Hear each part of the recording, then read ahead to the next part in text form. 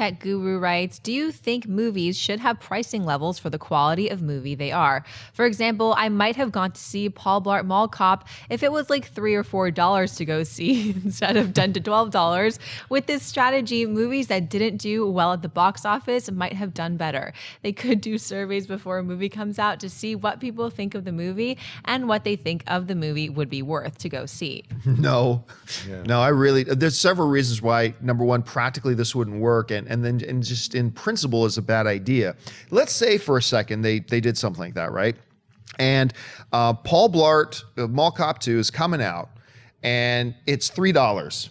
Well, I'm now, as a moviegoer, who trying to decide, how am I going to invest my evening? What am I going to do with my night? This girl I'm taking out tonight, what do I want? What kind of experience do I want her to get to take her see? And then I see, oh, Paul Blart it's $3 to see?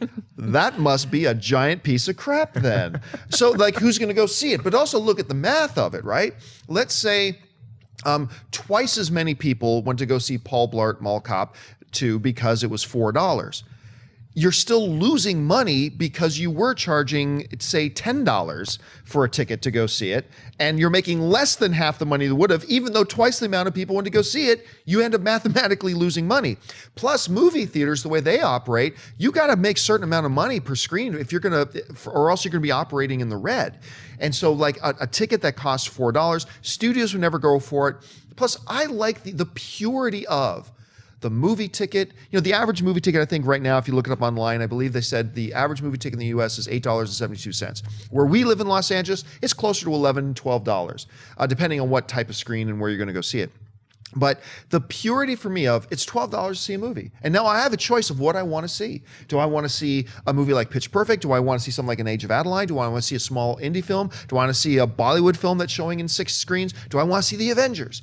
And then ultimately it comes down to, which movies do people want to go see? I really like the feel of that. I'll tell you what I'm not totally opposed to, though. What I'm not totally opposed to, although partially opposed to, is when you go to concerts, or a sporting event, right? Yeah, I know where you're going. If you want to sit up in the total nosebleeds in the worst possible seat, your ticket is a bit cheaper. I wouldn't mind the idea of like a movie theater, like front row in the IMAX, that you get a $3 discount if you sit there versus if you have the dead middle. I don't know. That's an idea that I wouldn't be totally opposed to talking about. Yeah. But even then, I still just like one price across the board. Schnepp, what do you think? I was going to say, you brought up a good point, because when I saw Vanilla Sky with Tom Cruise, I remember I saw it as a trapezoid, because I was sitting front corner, where the whole movie was some kind of abstract thing with people's nostrils like right up on me. It's such a bizarre experience. Already a weird film. Yeah.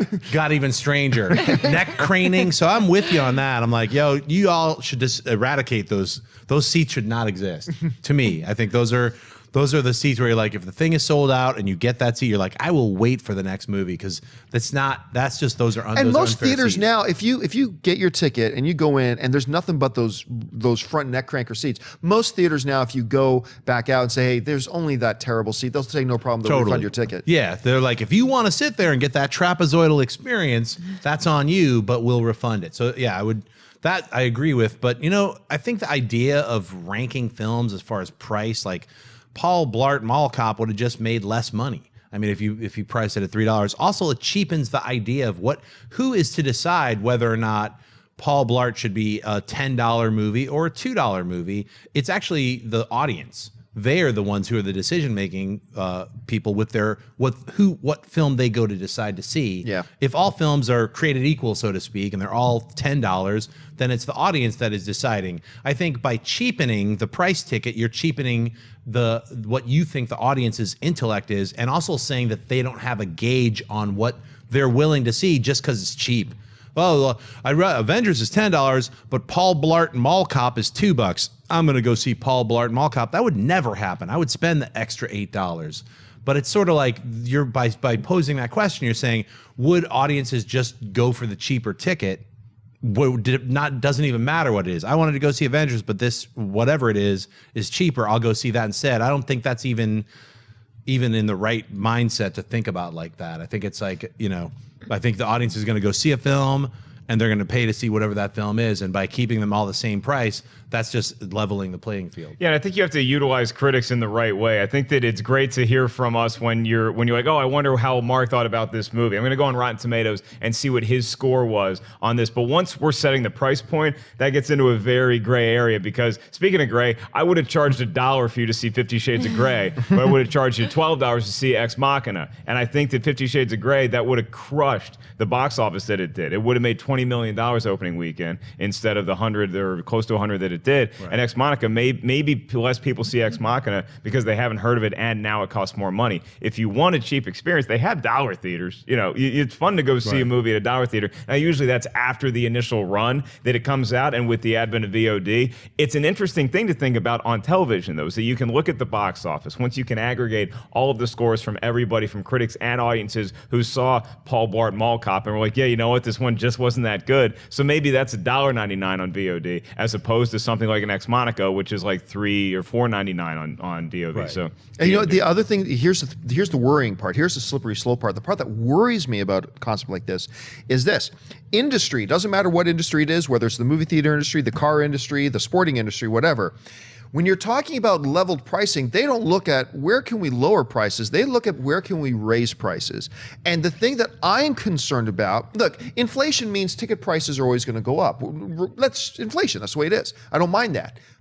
But if you open up to something like this, what it would do is it would open for studios and maybe even the movie theater industry itself to go, now we have the system in place. We can charge, we know that Avengers Age of Ultron is going to be the hot ticket. Mm-hmm. We can charge $23 for that ticket because that's the hot ticket. And I'm really worried about what an idea that is created to see how we can lower prices for some movies will actually just serve as an excuse to increase exponentially prices for others, and I don't think any of us want that. And it leads to ticket scalping too. You're going to see a guy outside in like an Avengers jacket, like a Captain America hat. And, I got two. And you got to, so I say, okay, I got, who wants a middle seat for Avengers? I got a middle seat. I got a middle seat right here, $35.